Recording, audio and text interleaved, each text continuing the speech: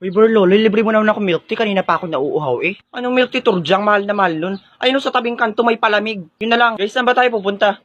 Ay, Karing, pinapakyuhan ka ng bata oh. Non-stitch. Hoy, hoy, ang kapal mo ka mong bata ka. Bastos ka. Baka gusto mong baliin ko yan. Daliri mo. Pangit mo. Hoy, bastos, dinuraan ako. Guys, mag-Jollibee na lang kasi tayo. Huwag na tayo sa fishbowlan.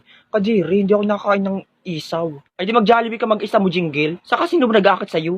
Ha? Ba't nandito ka? Ano bang pakialam mo, Borloloy? Buti nga nandito ko eh, kasi alam ko naman mga wala kayong pera kasi nga mahihirap kayo. O di kung halimbawa naubusan kayo ng pera, pwede ko naman kayong pautangin. Kaso, doble nga lang ang balik. Dobleng suntok sa mata, kabilaan. Gusto mo? Saka hindi namin kailangan yung pera mo. Saksak mo dyan sa buhok mong lungga ng putakti. Tara na nga. Hoy guys, hintayin nyo ako. Pingin pera. Yeah, kadiri, wag mo nga akong kulbitin.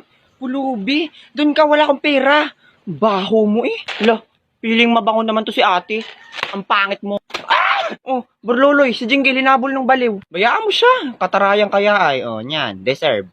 Tara na sa inyo. Ay, salamat. Andito na tayo sa bahay ni Stitch. Pwede na magtanggal ng sapatos. Kadiri, ang baho. Sinong nagutot? Turjang, ang baho ng paa mo. Hangal ka, Karing. Nabulsot ako sa kanal kanina. Para ka kasing tanga kanina. Bay patulak-tulak ka pa nung nakita mo yung crush mo. Stitch, saan ba may hugasan dito? Lalabang ko yung medyas ko. Hoy, Turjang, bakit ganyan yung hinlalaki mo? Parang bulok na kimchi eh.